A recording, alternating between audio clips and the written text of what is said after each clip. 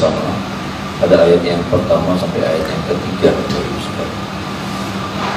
Ayat 1 sampai ayat yang ketiga. Sama-sama kita baca ayat ini 1, 2, 3. Daud mengumpulkan pula semua orang pilihan di antara orang Israel, 30.000 orang banyak. Kemudian bersiaplah Daud lalu berjalan dari Baale Yehuda dengan seluruh rakyat yang menyertainya untuk mengangkut dari sana tabut Allah yang disebut dengan nama Tuhan semesta alam yang bertata di atas kerubi. Mereka menaikkan tabut Allah itu ke dalam kereta yang baru setelah mengangkatnya dari rumah Abinadab yang di atas bukit. Lalu Usa dan Ahio anak-anak Abinadab mengantarkan kereta itu. Ya, cukup sampai di situ, saudara. Saudara, kita melihat bagaimana sebuah usaha yang hebat, sebuah niat yang luar biasa, saudaraku, dari Raja Daud. Bagaimana awal pertama yang dia upayakan adalah merebut Yerusalem. Saudara, merebut Yerusalem. Lalu kemudian tahap yang kedua yang menjadi prioritas di dalam kepemimpinannya adalah mengembalikan tabut Allah ini, saudara. Ya, usaha niat yang luar biasa yang ditunjukkan oleh Daud pada saat ini, saudara. Tetapi, saudaraku, kita harus juga mengerti bagaimana niat dan usaha kita itu bukan cuma tentang hal yang seperti itu dalam hidup, tetapi caranya, ya saudara. Niatnya bagus, ya saudara, usahanya bagus, tetapi caranya juga harus bagus. Ada amin, saudara. Caranya juga harus benar. Karena kemudian kalau kita melihat di sini, caranya salah. Niatannya, usahanya bagus, mulia, tetapi dengan cara yang salah. Dan kalau kita melihat cara yang salah ini berakibatnya buruk, saudara. Usaha, ya saudara, ketika tabut Allah itu tergelincir, dia coba pegang dan dia mati. Sekali lagi, Bapak Saudara, kadang kita bangga dengan usaha kita, kadang kita bangga dengan niatan kita, tapi kemudian kita tidak memperhatikan baik-baik bagaimana dengan cara kita. Adakah cara yang kita lakukan itu cara yang benar, ya saudara, cara yang tepat atau tidak? Orang cari makan, menghidupi keluarga itu baik, saudara, ya. Bertanggung jawab untuk memberikan kehidupan buat keluarga itu mulia. Tetapi kemudian akan berbeda ketika kita masuk di cara. Ada orang-orang yang pakai cara yang halal, tapi ada orang-orang yang pakai cara yang tidak halal. Ada orang-orang yang untuk menghidupi keluarga, istri, anaknya, bekerja, banting tulang, saudaraku, ya, usaha. Tapi ada orang-orang yang pakai cara-cara yang tidak bagus, pakai cara-cara yang salah. Sama, tujuannya mulia untuk kasih makan, kasih penghidupan buat keluarga. Nah, inilah yang saya maksudkan, Bapak Ibu Saudara. Bagaimana Daud punya niatan yang mulia, tetapi ternyata caranya salah. Apa caranya salah? Dia menaikkan, dia mengangkut tabut Allah itu dengan kereta yang ditarik sama lembu. Kenapa dikatakan, saya berani katakan salah, saudaraku? Coba kita lihat bersama, Bapak Ibu Saudara.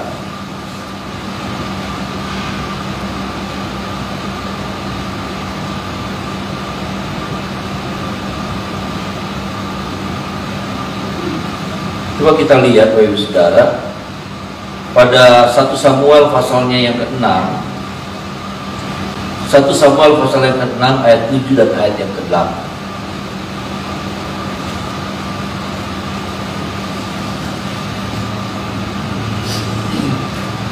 1 Samuel pasal 6 ayat 7 dan ayat yang ke-8. Sama-sama kita baca, ya saudara. Ayat 7 dan ayat yang ke-8. 1, 2, 3. Oleh sebab itu ambillah dan siapkanlah sebuah kereta baru dengan 2 ekor lembu yang menyusui, yang belum pernah kenakuk. Pasanglah kedua lembu itu pada kereta, tetapi bawalah anak-anaknya kembali ke rumah dengan. Kemudian ambillah tabut Tuhan, muatkanlah itu ke atas kereta, dan letakkanlah benda-benda emas yang harus kamu bayar kepadanya sebagai tebusan salah ke dalam satu peti di sisi, dan dibiarkan tabut itu pergi. Cukup sampai di situ, saudara.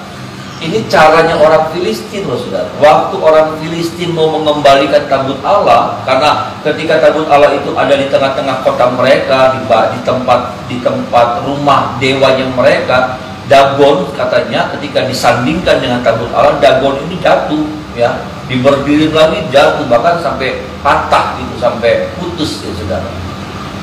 Lalu kemudian kena tulang mereka, ada borok-borok saudara. Lalu kemudian saking bingungnya mereka, enggak, mereka mau mesti pulangkan ini, enggak bagus. Nah, cara ini yang mereka pakai.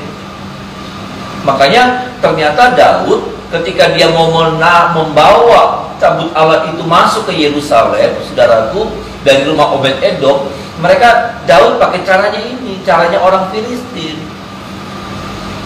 caranya orang dunia.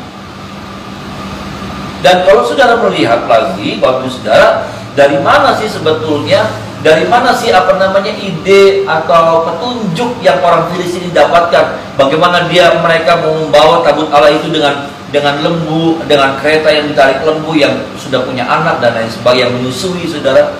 Coba kita baca saudara ayat yang pertama, ayat yang kedua. Mulai ayat yang pertama saja saudara, ayat 1 dan ayat yang kedua. 1 Samuel pasal 6 ayat 1 dan 2. 1, 2, 3. Setelah 7 bulan lamanya tabut Tuhan itu ada di daerah orang Filistin, maka orang Filistin itu memanggil para imam dan para petenung, lalu berkata kepada mereka, apakah yang harus kami lakukan dengan tabut Tuhan itu? Beritahukanlah kepada kami bagaimana kami harus mengantarkannya kembali ke tempat. Kalau sudah baca ayat yang pertama, ayat yang kedua, maka orang Filistin itu memanggil para imam dan para petenung. Memanggil para imam dan para petenung. Ternyata, saudaraku, yang ini nih saudara, ya, nasihat-nasihat yang seperti ini. Nah, imamnya dipanggil, tapi petenungnya dipanggil. Akhirnya berantakan ini nasihat yang seperti ini. Dan ternyata tanpa Daud sadar, Daud pakai cara yang seperti ini. Ya, memang saudara, cara seperti ini sepertinya aman saudara. Buat orang dunia aman. Tapi buat setiap orang, caranya orang percaya itu beda. Bisa bilang amin saudara. Caranya orang percaya harus sesuai dengan petunjuk firman, harus sesuai dengan petunjuknya Tuhan. Buat orang dunia kenapa? Hitung-hitungannya beda saudara.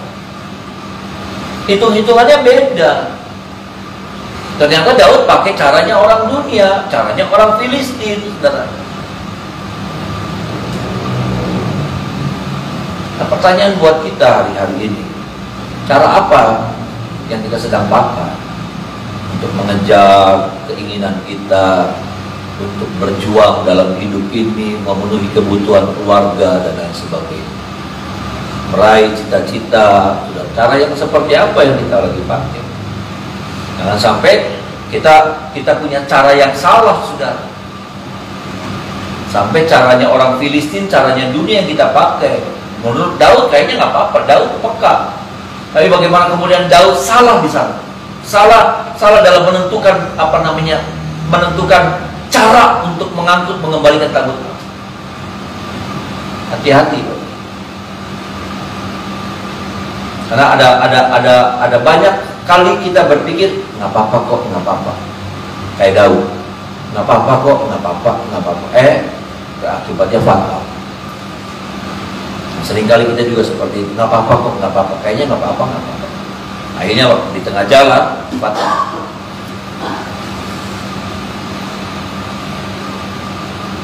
Caranya kita mesti tanya sama Tuhan. Ada amin saudara. Caranya kita harus lihat firman Tuhan. Melayani itu bagus, tetapi kemudian kita akan masuk di caranya. Caranya seperti apa melayani?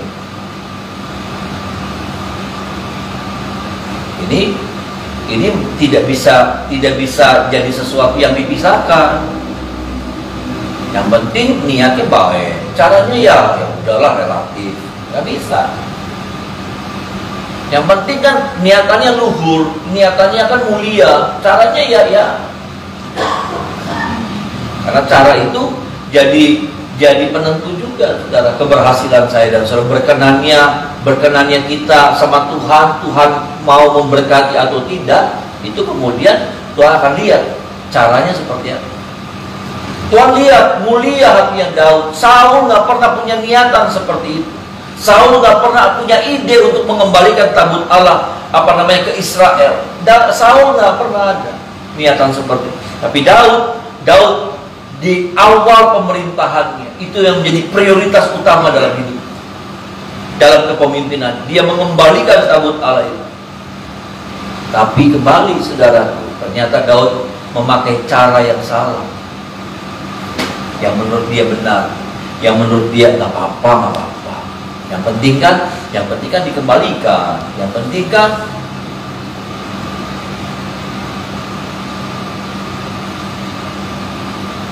perhatikan lagi, saudara, cara kita ibadah. Ibadahnya sih bagus, tapi cara ibadahnya benar. Ibadahnya sih bagus, saudara. Ibadahnya sih bagus, datang ke gereja. Tapi waktu kita melakukan ibadah itu bagus nggak? Benar. Ibadah streaming nggak apa-apa, bagus. Tapi waktu kita melakukannya, mengikutinya, kita dengan cara yang benar tidak? Ini serius, saudara. Saya bukan sedang menyusahkan saudara, bikin pusing saudara, enggak.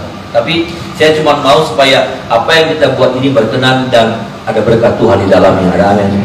Jangan sampai kita lakukan, tapi ternyata yang kita pikir benar, memang bagus, tetapi caranya salah. Sampai akhirnya kita bukan cuma kosong, nol, tapi min. Ini kan min. Kalau saudara melihat tadi, saudaraku, ya, 2 Samuel pasal yang ke-6, Daud bukan cuma nol, saudara, tapi min. Kenapa? Usa mati. Kalau cuma nol, ya udah gagal, gitu ya, saudara. Tapi ini enggak. Jangan sampai, saudara. Ya. Jangan sampai hal-hal yang seperti itu terjadi dalam hidup kita. Ya. Punya niatan yang baik, tapi kita nggak berhati-hati. Saya bukan bicara tentang ini sembrono sengaja, tidak. Tapi ini tidak berhati-hati. Daud kurang berhati-hati dalam menentukan pilihan tentang cara yang mau dia pakai untuk mengembalikan tabut Allah. Sekali lagi perhatikan, saudara. Cara kita perhatikan baik. Cara kita beribadah, cara kita melayani. Melayani itu bagus. Tapi waktu kita melayani dengan cara yang salah, bukan anugerah Tuhan, bukan berkat Tuhan, bukan kebaikan Tuhan yang kita alami, murka.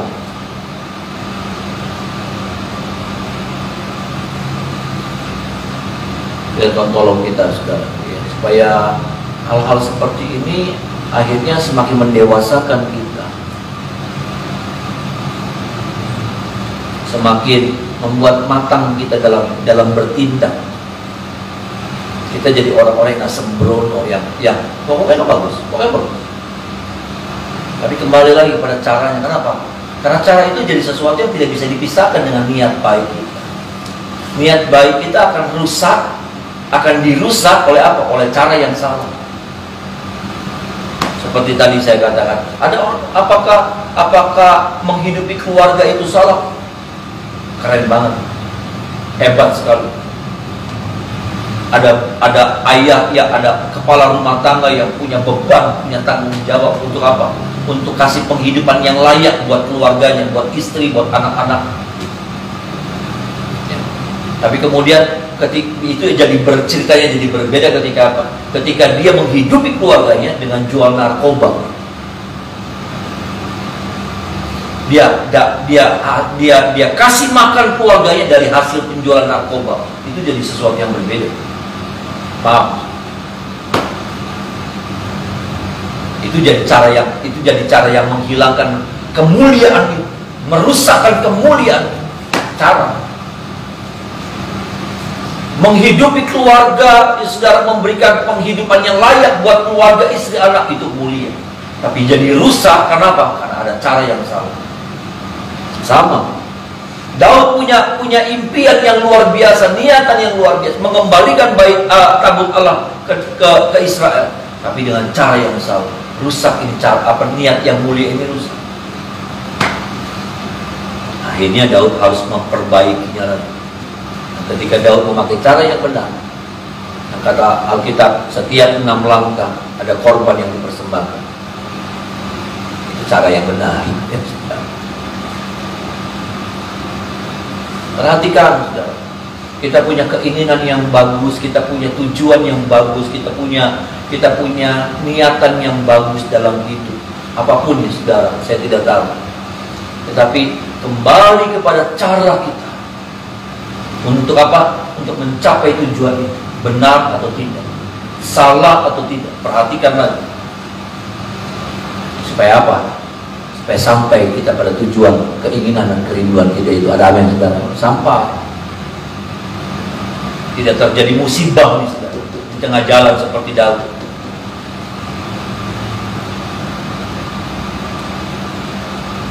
Tolong kita, saudara ya. Tuhan mampukan kita supaya kalaupun hari-hari ini kita di antara kita ada yang sedang mendengar firman ilahi, kemudian oh iya, kalian saya salah. Stop. Masih mendingan kita mulai dari nol. Kayak di pom bensin, mulai dari nol ya Pak. Dan masih mendingan kita mulai dari nol daripada apa? Daripada kita teruskan itu perjalanan kita, niat kita. Dan kita akan melihat kerusakan demi kerusakan, kegagalan demi kegagalan, kehancuran. Saya belajar melayani Tuhan dengan cara yang seperti itu.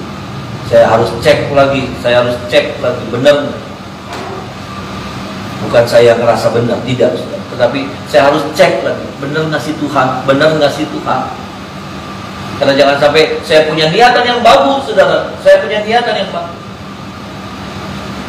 Niat memperbesar pekerjaan Tuhan itu bagus. Niat memperbesar pelayanan itu bagus. Tapi hati-hati. Kenapa? Karena kita bisa terjebak dengan cara yang salah. Ada orang bilang begini, tahun ini saya punya visi jemaat jadi 5.000 orang. Bagus. Tapi hati-hati dengan caranya. Karena bisa jadi kita pakai cara-cara yang tidak baik. Untuk apa? Mencapai tujuannya.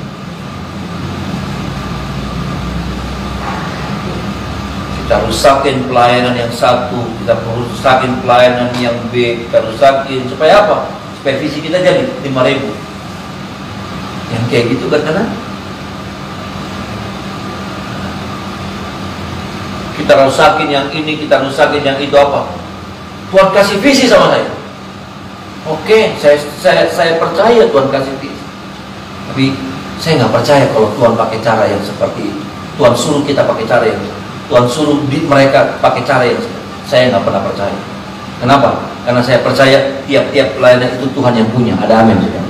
Dia nggak mungkin kayak saudara punya kantor banyak, saudara punya beberapa usaha, buat beberapa toko. Nggak mungkin untuk majukan yang satu saudara hancurin. Saudara akan berjuang bagaimana 5-5-nya bisa maju. Ada amin, saudara. 5-5-nya berkembang, 5-5-nya hidup, bukan 5 lalu kemudian 4 dimatikan supaya satu.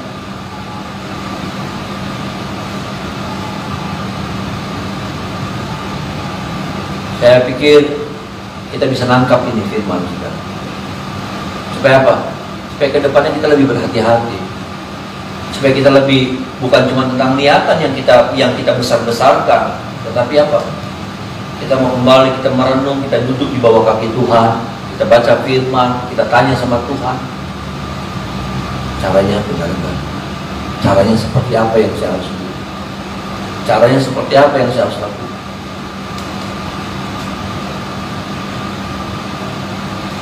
Tolong kita, saudara. Bagian yang kedua, ayat 20 sampai ayat yang ke-22, saudara. 20 sampai 22. Sama-sama kita baca ayat 20 sampai 22. 1, 2, 3. Ketika Daud pulang untuk memberi salam kepada seisi rumahnya, maka keluarlah Mikal binti Saul mendapatkan Daud, katanya, yang menelanjangi dirinya pada hari ini di depan mata budak-budak perempuan para hambanya, merasa dirinya terhormat pada hari ini, seperti orang yang hina dengan tidak malu-malu menelanjangi diri.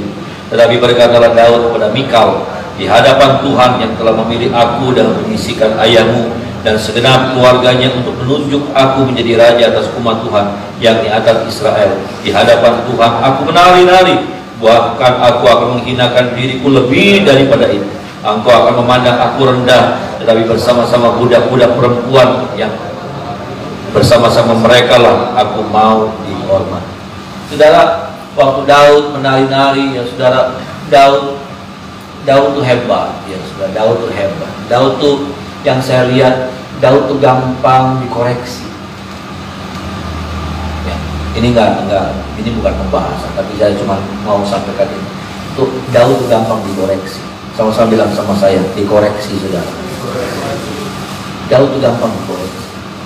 Tuhan tuh nggak susah koreksi Daud. Nggak banyak bantah-bantahnya, nggak banyak.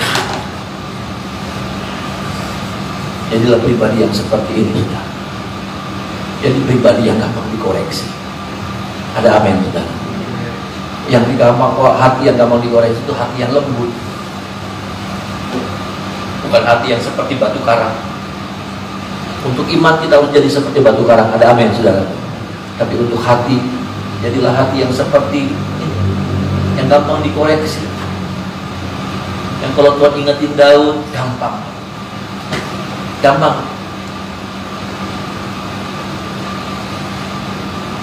Kita nggak bahas itu saudara. Cuman dari sini kita melihat bagaimana Daud tuh lagi bersuka cita dan memang dia lagi bergembira saudara. Karena dia bisa mengembalikan tabut Allah. Dia menari-nari, dia buka jubahnya raja yang lagi dikagumi, ya. Raja yang belum turun pamornya, ya. Ada orang-orang yang sudah mulai turun pamornya, tapi Daud lagi naik terus, orang lagi kagum sama Daud. Tapi dia hinakan dirinya pada waktu dia mengangkat tabut Allah itu, karena dia tahu ini bicara tentang hadirat Allah, ya. Nggak boleh dia mempertahankan kemuliaannya di hadapan tabut Allah. Dia buka jubahnya, dia menari-nari. Istrinya Mikal hinakan dia. Saya mau bilang begini, melemahkan.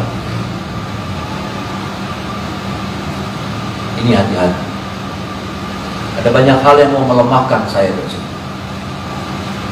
Ada banyak hal, ada banyak bentuk, ada banyak cara, ada banyak situasi, ada banyak perkataan, ada banyak sikap, ada banyak macam-macam yang coba mau melemahkan kita.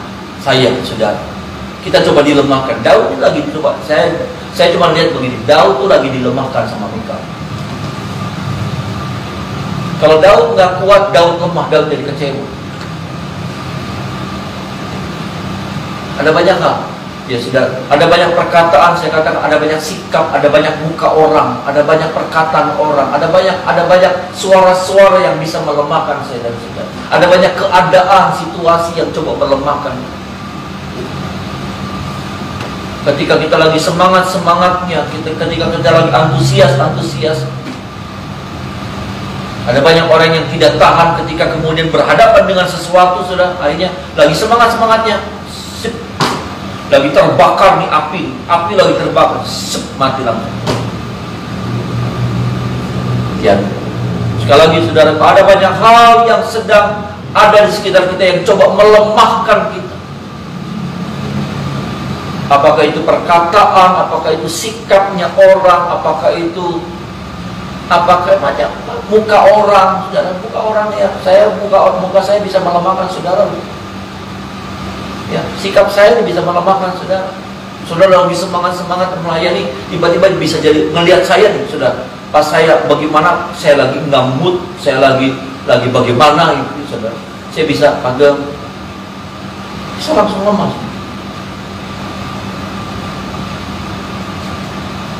Hati-hati. Saya cuma mau bilang begini, jangan pernah mau dilemahkan. Ada amin saudara. Kita harus punya hati yang kuat di dalam kita. Kita harus punya roh yang kuat. Ini saya melihatnya Daud ini punya roh yang kuat. Dia punya hati yang kuat. Sampai ketika istrinya serang dia dengan perkataan. Kata-katanya gak enak loh. Bukannya, aduh papi pulang capek. Aduh capek habis nari-nari sini. sini. Dipijitin, ya pegel. Enggak. Daud nggak dapetin itu loh sudah. Ini minum ya, teh manis. Teh manis di Israel ada teh manisnya. Minum. Enggak. Kalau datang dimaki-maki. Datang dituding-tuding. Ya, saya pikir sih ada tuding-tudingnya loh sudah. Ya. Dia bilang, ya sudah betapa orang Israel menelanjangi dirinya pada hari ini di depan mata budak-budak perempuan. Para hambanya merasa dirinya terhormat pada hari ini, seperti orang hina dengan tidak malu-malu. Kata-katanya kasar. Memang Mikal itu kasar. Sudah. Padahal Daud ambil dia lagi sudah. Waktu dia masuk di Hebron, ya saudara, masuk itu dia minta supaya Mikal dikembalikan sama dia. Daud sayang sama Mikal, tapi sikapnya Daud lagi capek. Dia tahu saudara, Daud habis melayani, habis berbuat sesuatu ya saudara. Bukannya dia sokong, dia nggak bisa dampingi, tapi waktu dia pulang paling tidak ada sesuatu yang bikin adem hatinya Daud. Ini saudara, ada banyak hal yang coba mau melemahkan kita. Itu bisa dari luar, itu bisa dari dalam, itu bisa dari orang jauh, itu bisa dari orang dekat, itu bisa dari orang yang kita kenal, itu bisa datang dari orang yang tidak kita kenal.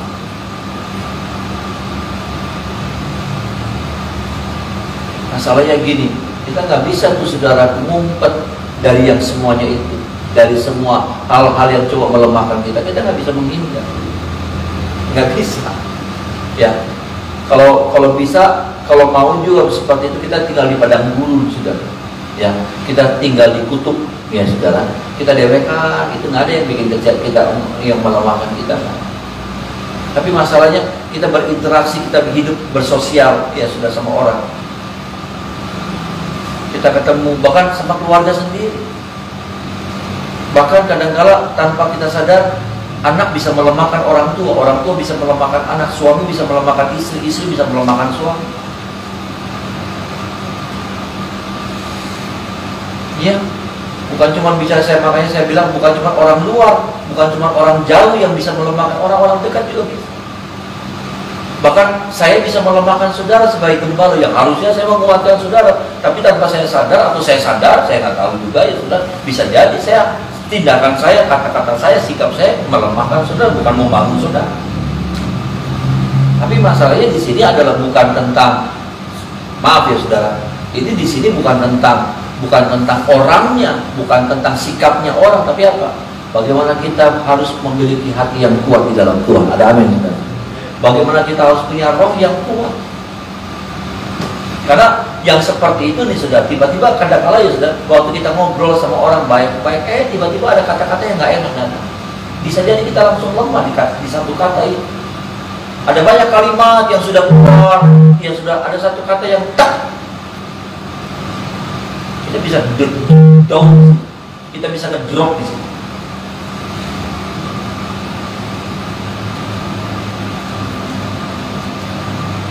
Makanya kita nggak bisa, saudara. Saya nggak bisa bilang begini, pilih-pilih saudara, pilih-pilih ya, hati-hati, dipilih, nggak bisa. Karena ketika pun kita coba memilih, ya saudara, orang yang cocok kita ngobrol, orang yang cocok untuk kita bergaul, tetap aja ada sikapnya yang mengecewakan, ada kata-katanya yang mengecewakan.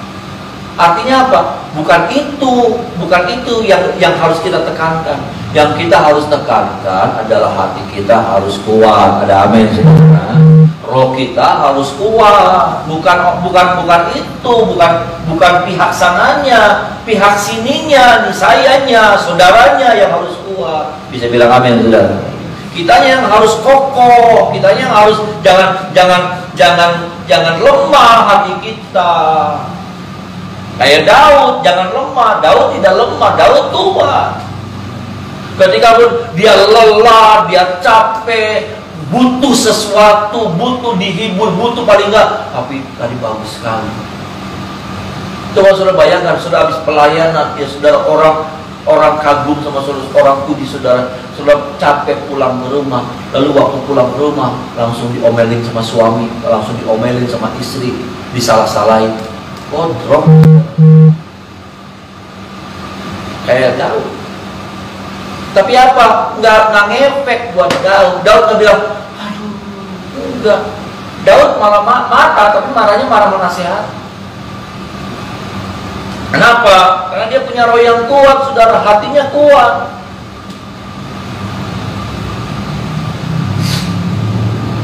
Yuk kita semakin kuatkan hati kita, saudara. Ada amin, saudara. Kita semakin kuatkan roh kita. Kenapa? Karena ke depan, ya sudah firman Tuhan sudah bilang begini, kasih semakin dingin. Kasih itu semakin dingin. Artinya bukan cuma tentang orang dunia, tapi juga kasih yang semakin dingin ini bisa terjadi dengan orang percaya. Kalau kasih menjadi dingin, artinya apa? Banyak efeknya, banyak akibatnya, banyak dampaknya. Kata-kata, sikap, macam-macam.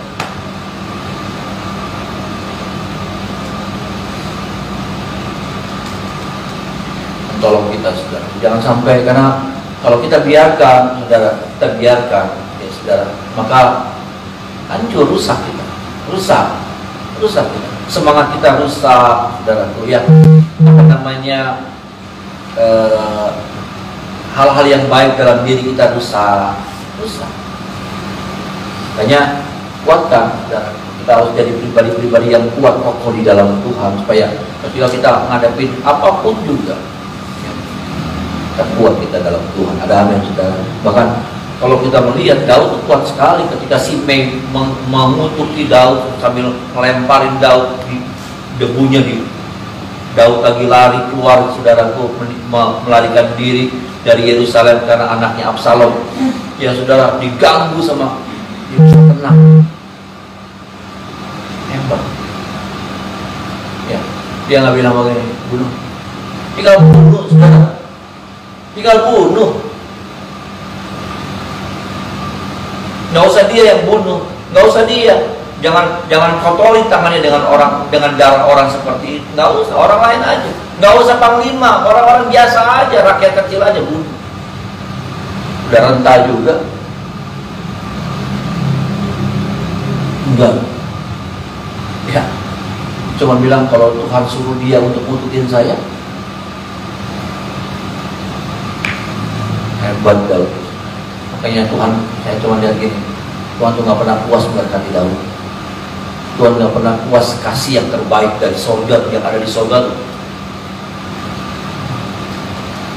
Kenapa? Karena pribadi Daud juga istimewa. Pribadi Daud itu pribadi yang